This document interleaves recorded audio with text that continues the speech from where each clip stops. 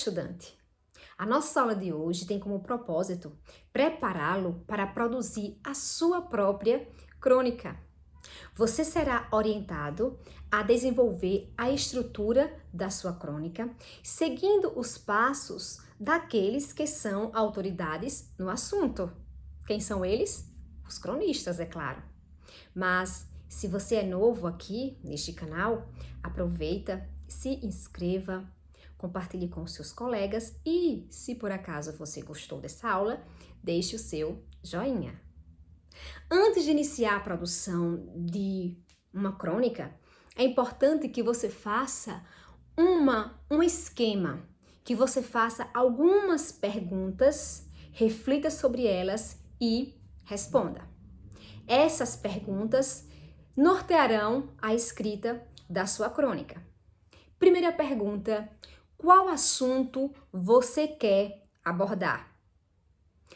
Quem serão os personagens? Qual será o foco narrativo? Você escolherá narrar em primeira pessoa, onde o narrador será um personagem e participará da história, ou em terceira pessoa, o narrador será apenas observador? Qual o enredo? Como, onde e quando se desenrolará a narrativa? Qual tom você escolherá? Um tom irônico, humorístico, crítico ou reflexivo? Qual sentimento você quer despertar em seu leitor? Que tipo de discurso você escolherá para produzir a sua crônica?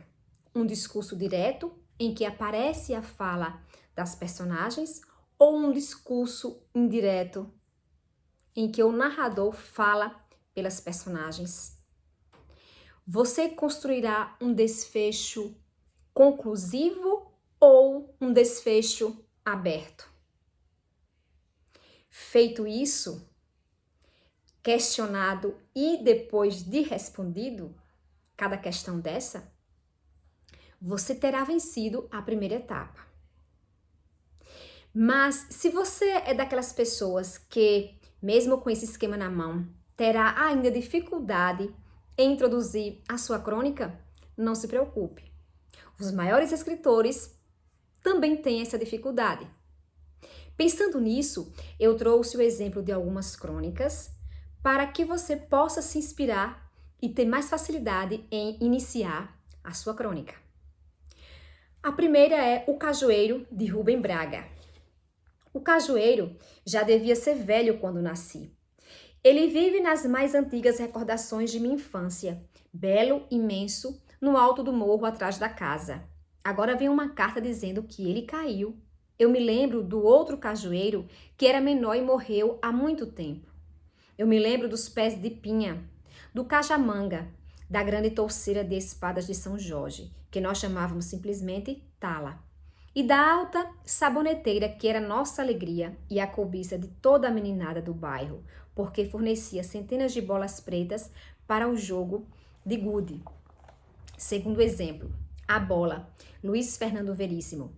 O pai deu uma bola de presente ao filho, lembrando o prazer que sentira ao ganhar sua primeira bola do pai. Uma número 5, sem tento oficial de couro. Agora, não era mais de couro, era de plástico, mas era uma bola. O garoto agradeceu, desembrulhou a bola e disse: legal! Ou o que os garotos dizem hoje em dia quando gostam do presente ou não querem magoar o velho. Depois começou a girar a bola, à procura de alguma coisa. Terceiro exemplo.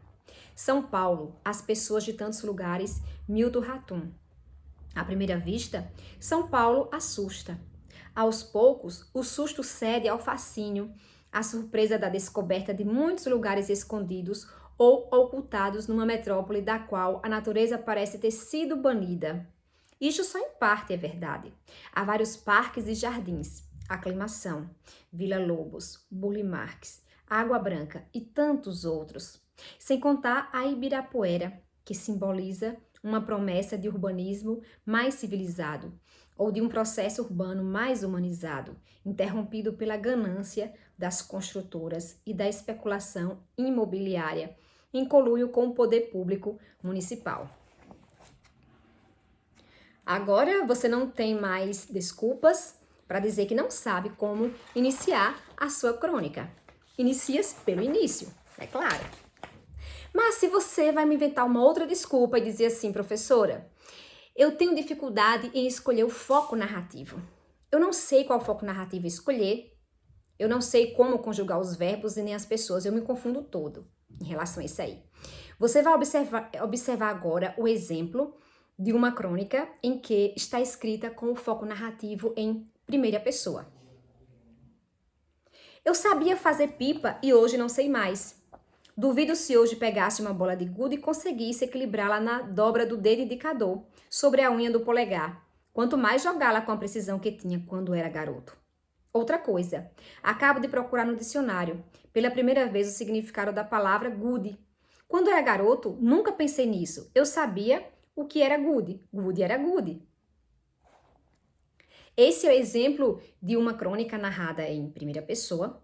Observe que nós temos a presença aí dos pronomes em primeira pessoa, eu, o verbo sabia, primeira pessoa, o verbo pegasse, primeira pessoa, se eu pegasse, o verbo conseguisse, também primeira pessoa, se eu conseguisse, o verbo tinha, eu tinha, o verbo acabo, eu acabo, e o verbo pensei, eu pensei. Eu sabia, né, o que era, né? Então, assim, se você escolhe o foco em primeira pessoa, os verbos e os pronomes estarão em primeira pessoa.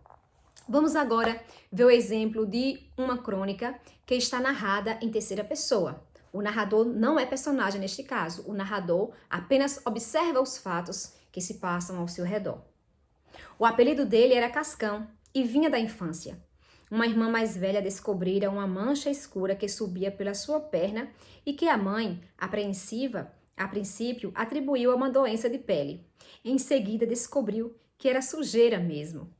Vejamos agora que os verbos e os pronomes estão em terceira pessoa. Dele, era, ele era no caso, né? Descobrira, ele descobrira, ou no caso ela descobrira aqui, que foi a irmã. E em seguida descobriu, né? Ela descobriu, que foi a mãe. Observe que os verbos estão aqui em terceira pessoa. E é isso. Agora você não tem mais desculpa para saber, para dizer que não sabe qual foco narrativo vai escolher para narrar sua crônica. Caros estudantes, lembrem-se que as crônicas das Olimpíadas de Língua Portuguesa deverá ter como tema o lugar onde vivo, o lugar onde você vive. Então, é necessário que você selecione um aspecto de sua realidade para produzir a sua crônica. Afinal, se você for falar sobre o lugar onde você vive, são tantas coisas que você terá para abordar, não é mesmo? Então, precisa selecionar um aspecto. Se tiver com dificuldade para fazer isso, você pode dar uma volta por seu bairro, por sua cidade, por sua comunidade. Vá em praças públicas, vá nos locais em que as pessoas costumam se encontrar para bater papo, para caminhar, para praticar esportes, para passear. Observe as cenas com atenção e veja se há algo que merece ser narrado ou refletido. Atente-se para o cenário, para as cores que estão presentes no cenário, a presença da lua, a presença do sol, para a luminosidade, para o movimento das pessoas, para os semblantes delas. Você vai olhar como se estivesse diante de uma foto. Fotografia, sim. Inclusive, você pode ir a campo em busca de fotos instigantes. Você pode ser o próprio fotógrafo e buscar cenas da vida de sua cidade, situações pitorescas, fatos do cotidiano, imagens que retratam a vida e a cultura das pessoas e a estética também dessas pessoas que moram em sua comunidade. Não é incrível isso aí? Você também, se você não quiser sair na cidade tirando fotos, você pode pesquisar em sites, se é que existe algum site disponível com fotografias da sua cidade. Vamos recapitular? Lembre-se, você tem que escolher o foco narrativo, você precisa definir os personagens, você precisa escolher o tom, se será humorístico, se será lírico, se será crítico, se será irônico. Em relação ao enredo, você pode escolher se haverá um elemento surpresa, que pode ser um personagem ou a descoberta de uma cena inusitada. Em relação ao tempo da crônica, não deve esquecer que é um tempo curto, pode ser horas, pode ser minutos. Lembre-se, a narrativa da crônica trata-se de um curto espaço de tempo, horas ou minutos. E o desfecho, se você produzirá um desfecho conclusivo, surpreendente ou aberto. No caso do desfecho aberto, o leitor será instigado a pensar sobre o final da crônica. Ele será instigado a criar uma solução, a dar continuidade à narrativa. Nesse caso, os leitores viram coautores da história.